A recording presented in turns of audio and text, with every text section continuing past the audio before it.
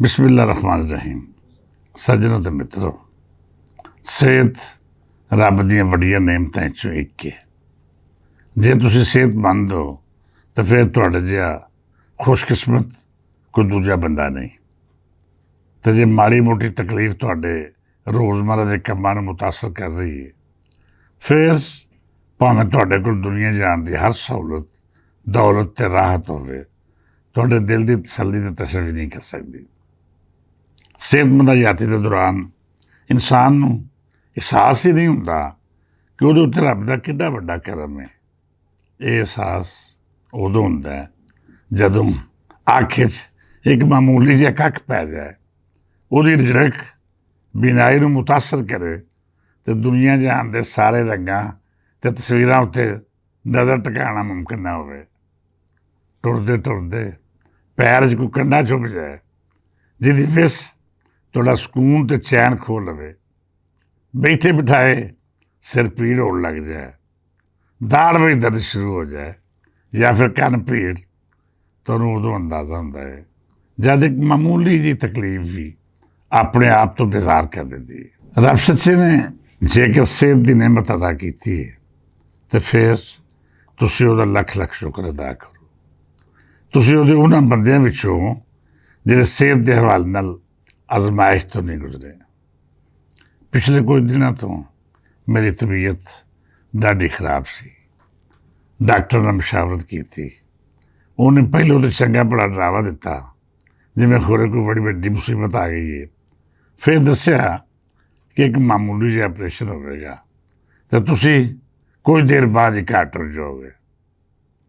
2 दिन पहला सारे टेस्ट करवाए, फिर ऑपरेशन के दिहाड़े दिल भी बेतरतीब धड़कन ने मसला खड़ा करता। डॉक्टर भी आखन लगे कि तुहाडा दिल बहुत तेज़ धड़क रहा है, लिहाजा ये ऑपरेशन मुमकिन नहीं। उन्होंने पूछा की गल है। मैं हसदे होए आख्या कि इस दिल दीयां धड़कनां देश पंजाब के सूफीज़म नाल जुड़ियां होईयां ने।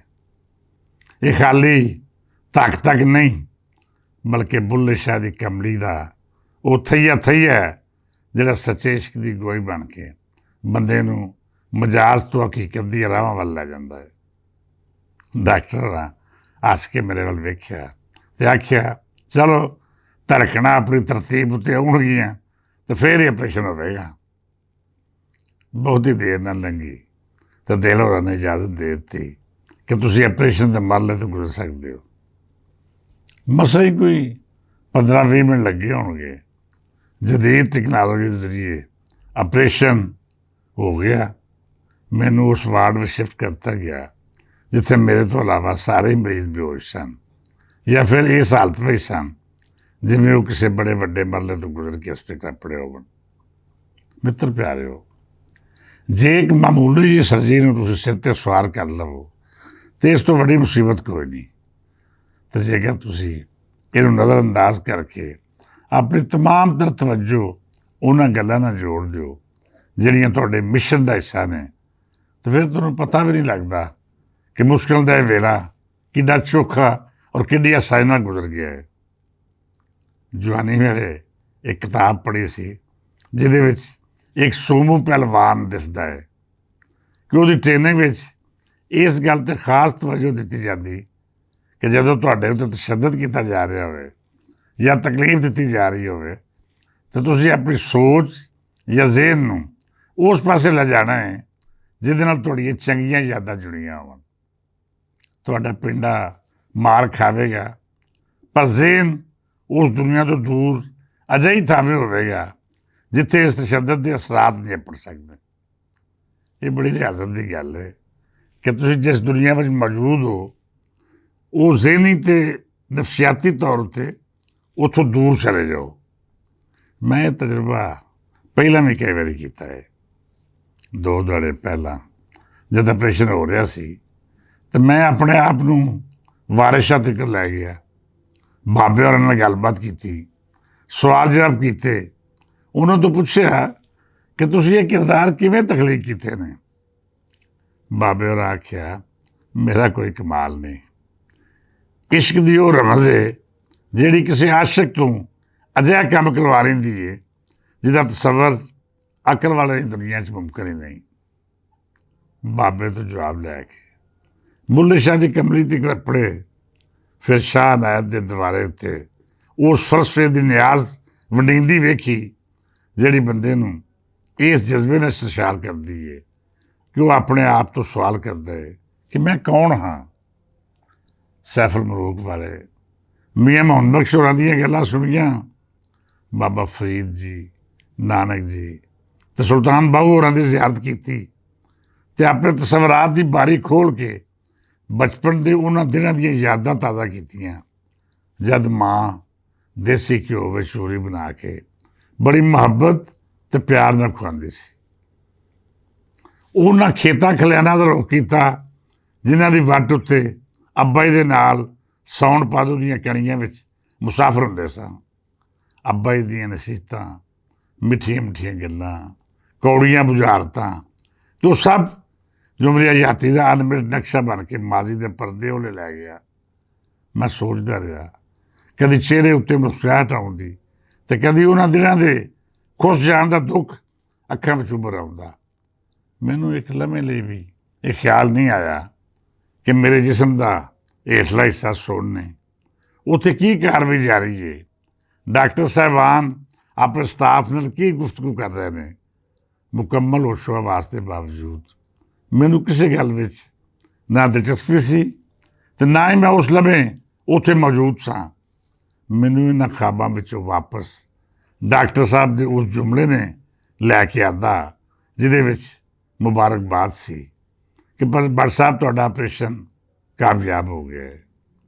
ਮੈਂ ਡਾਕਟਰ ਸਾਹਿਬ ਦਾ ਸ਼ੁਕਰੀਆ ਅਦਾ ਕੀਤਾ ਅਤੇ ਸਟੇਚਰ ਉੱਤੇ ਆਪਣੇ ਆਪ ਨੂੰ ਖਸੂਸੀ ਵਾਰਡ ਅੰਦਰ ਜਾਂਦਿਆਂ ਇੰਝ ਮਹਿਸੂਸ ਕੀਤਾ ਜਿਵੇਂ ਮੈਂ ਖਾਬਾਂ ਦੀਆਂ ਦੁਨੀਆ ਵਿੱਚੋਂ ਵਾਪਸ ਉਸ ਜਹਾਨੇ ਪਰਤ ਆਇਆ ਵਾਂ ਜਿੱਥੇ ਇੱਕ ਵਾਰੀ ਫੇਰ ਮੇਰੀਆਂ ਜ਼ਿੰਮੇਦਾਰੀਆਂ ਮੈਨੂੰ ਉਡੀਕ ਰਹੀਆਂ ਨੇ।